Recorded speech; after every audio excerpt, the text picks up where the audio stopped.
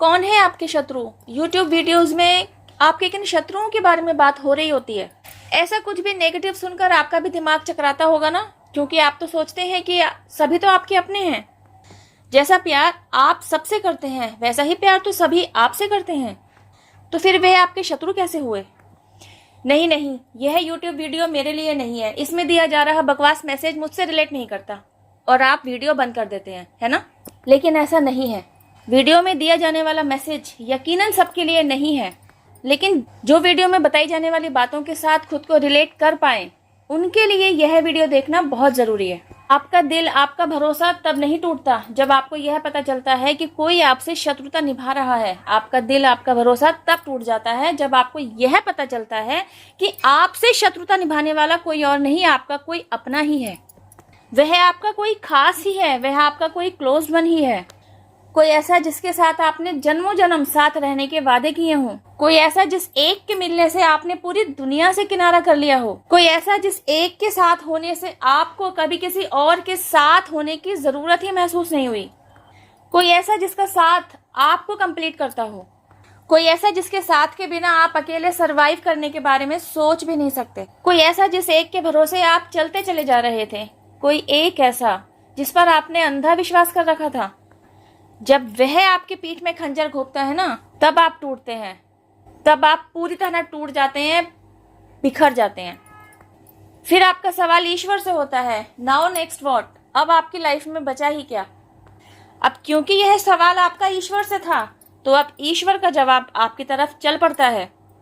और ईश्वर के जवाब में क्या होता है? और ईश्वर के जवाब में आपके लिए होता है आपका कंप्लीट मेकओवर, आपकी सेल्फ अवेकनिंग जर्नी, जिसमें आपको ही तोड़कर, आपको ही जोड़कर इस कदर खड़ा कर दिया जाता है कि फिर कोई और आपको ना तोड़ सके। आप में इतनी स्ट्रेंथ भर दी जाती है कि फिर कोई आप पर वार ना कर सके, और यह वार सामने से ही नहीं, आपकी पीठ पीछे से वार करने वाला भी आपसे डरेगा, कांपेगा, क्योंकि आपकी स्ट्रेंथ के आगे वह टिक ही नहीं पाएगा। आखिर आपकी गलती ही क्या थी? आपका कसूर ही क्या था? आपने तो किसी एक पर इतना भरोसा किया कि बाकी सबसे आप जुदा ही हो गए। कोई रिश्ता उस एक रिश्ते के आगे आपके लिए मायने ही नहीं रखता था। बस यही सब कुछ तो आपको समझाया जाना जरूरी था। एक्चुअली हो क्या रहा था, आप अपनी तरफ से 100% दिए चले जा रहे थे, लेकिन ये नहीं देख रहे थे कि आपकी तरफ बदले में क्या आ रहा है। क्या आपको आपके भरोसे के बदले भरोसा मिल रहा है? कहीं आपके विश्वास के बदले आपको विश्वासघात तो नहीं मिल रहा? You were not ready to check it even. आप अपने प्यार और अपने विश्वास में इतने अंधे हो रखे थे कि आप क्रॉस चेक भी नहीं करना चाह रहे थे कि with whom you are dealing. आप अपने रिश्ते को निभाने में इतना खोई रही या खोए रहे कि आपने समझ लिया कि आप सीता हैं और आपसे जुड़ा हुआ शख्स राम है। आप समझ ही नहीं पाई कि यह सतयुग या त्रेता युग नहीं है, यह कलयुग है। मैं नहीं जानती आपने रामायण कितनी देख पढ़ और सुन रखी है और कितनी आपको समझ में आती है। मे भी आपने यही सुना हो, यही समझा हो कि भगवान राम ने ही अपनी पत्नी सीता को घर से निकाला था, जबकि असलियत यह नहीं थी।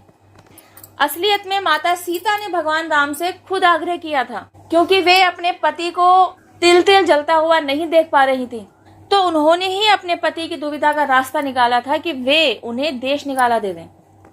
ईश्वर द्वारा आपको समझाया जाना था कि यह युग युग की बात है। आज के युग में आज का पति तो खुद अपनी पत्नी पर संदेह करता है, खुद उसको घर से बाहर निकालने पर आतुर है।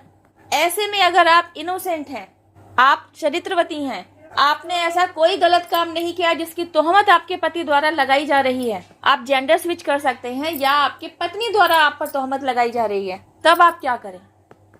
तब बहुत जरूरी हो जाता है आपके द्वारा अपने लिए स्टैंड लिया जाना, अपने लिए फाइट करना, अपने आप को बेकसूर साबित करना।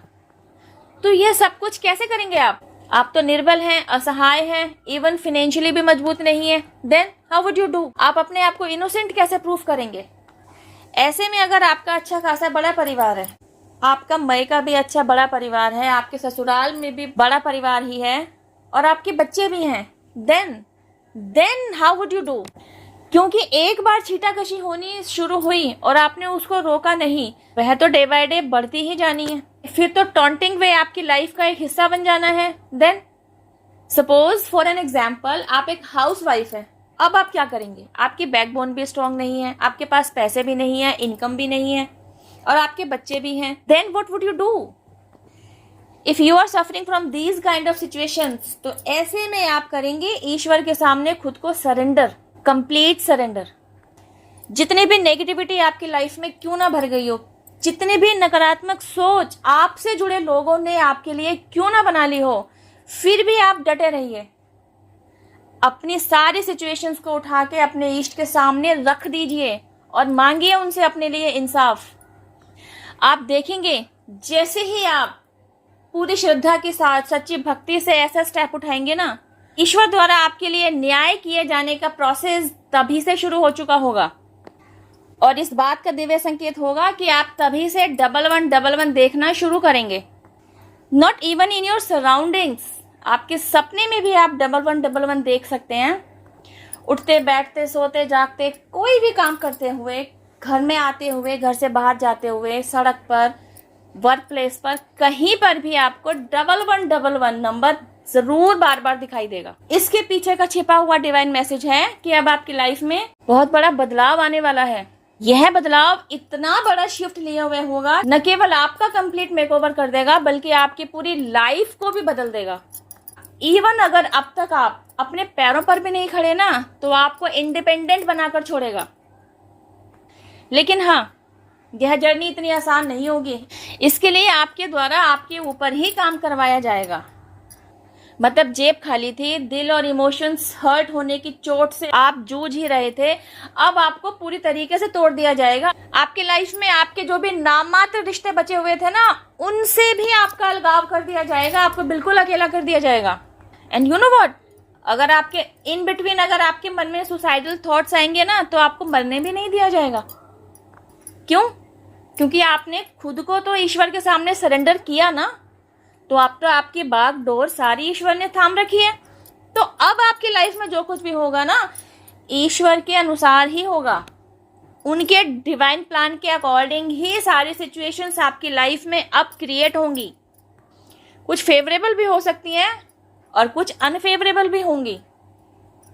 ड्यूरिंग दिस प्रोसेस जो आप अपने ऊपर काम करेंगे ना, एक तरफ आप अपने ऊपर काम करते चले जाएंगे, अपनी स्ट्रेंथ को डेवलप करते जाएंगे, दूसरी तरफ अपनी लाइफ में आती हुई हर छोटी बड़ी सिचुएशन के साथ डील भी करते चले जाएंगे।